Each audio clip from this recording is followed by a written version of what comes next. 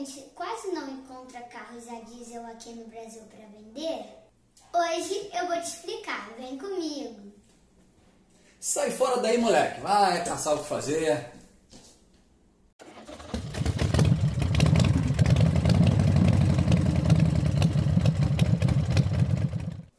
Pessoal, essa restrição de comercialização de veículos a diesel aqui no Brasil, ela vem desde a década de 70, né? Mais especificamente através da Portaria 346 de 1976.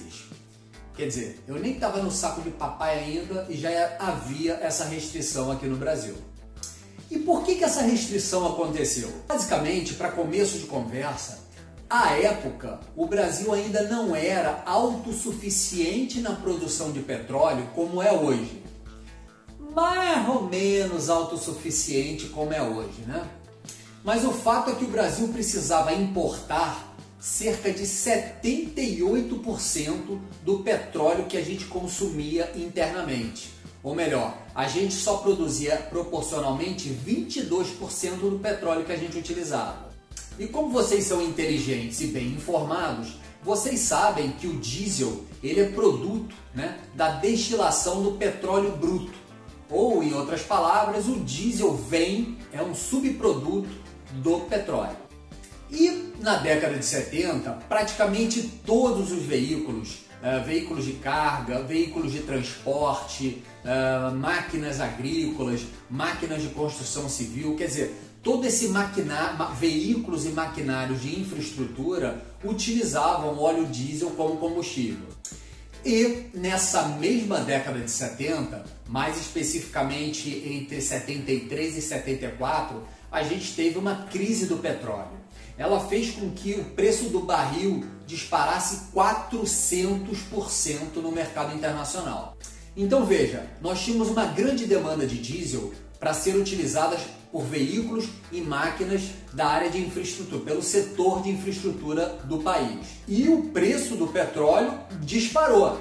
Então o governo ele teve que subsidiar esse petróleo importado que a gente utilizava aqui nesses setores de infraestrutura para que esses setores continuassem operando, porque senão ia ser financeiramente quase que inviável a utilização por essas máquinas e equipamentos desse óleo diesel importado, cujo preço aumentou absurdamente. Fazendo uma analogia, é mais ou menos como o que a gente viveu em 2008, no período da greve dos caminhoneiros, em que o governo teve que subsidiar o preço do diesel para essa finalidade específica. E o nosso querido governo, que sempre esteve endividado, não teria condições financeiras de subsidiar também o preço do diesel para os veículos de passeio.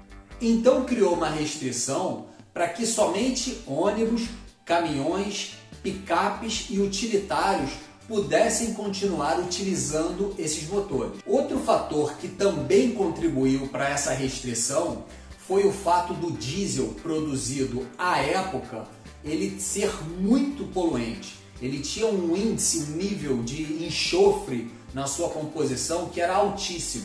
Então, através desses fatos, a gente já consegue entender por que houve essa restrição legal para a comercialização de veículos a diesel aqui no Brasil. Mas e hoje em dia? Por que continua proibido? Bom, na realidade já houve algumas tentativas de revogar essa portaria, mas eu creio que não tem havido interesse nem político, nem do cidadão e muito menos de toda essa militância ambiental que existe aí pelo mundo afora. Então houve tentativas, mas nada foi adiante, então a mesma portaria de 1976 continua vigente até hoje. Ok, João, até aí já entendi. Mas quais as vantagens que os motores a diesel trazem que a gente, em teoria, estaria perdendo por não utilizá-los largamente nos veículos produzidos aqui no Brasil? Em linhas gerais, eles têm basicamente três vantagens. Eles são mais duráveis, são cerca de 25% mais econômicos e possuem, em geral, mais torque do que os motores movidos a álcool ou a gasolina.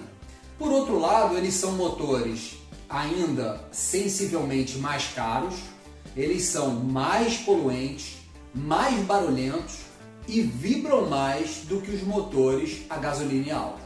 Lembrando que com o desenvolvimento do diesel S10, que é muito menos poluente, e das novas arquiteturas de motores a diesel, toda essa questão de poluição e vibração reduziu muito, quer dizer, melhorou bastante.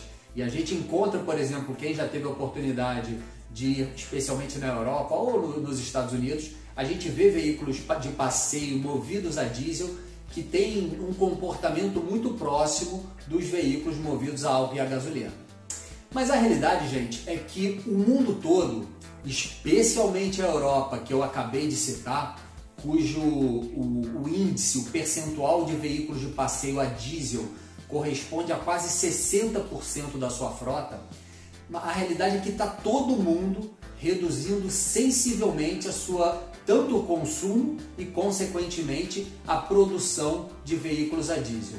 Quer dizer, e tudo isso muito mais por uma questão ambiental, uma questão de poluição do que qualquer outra coisa.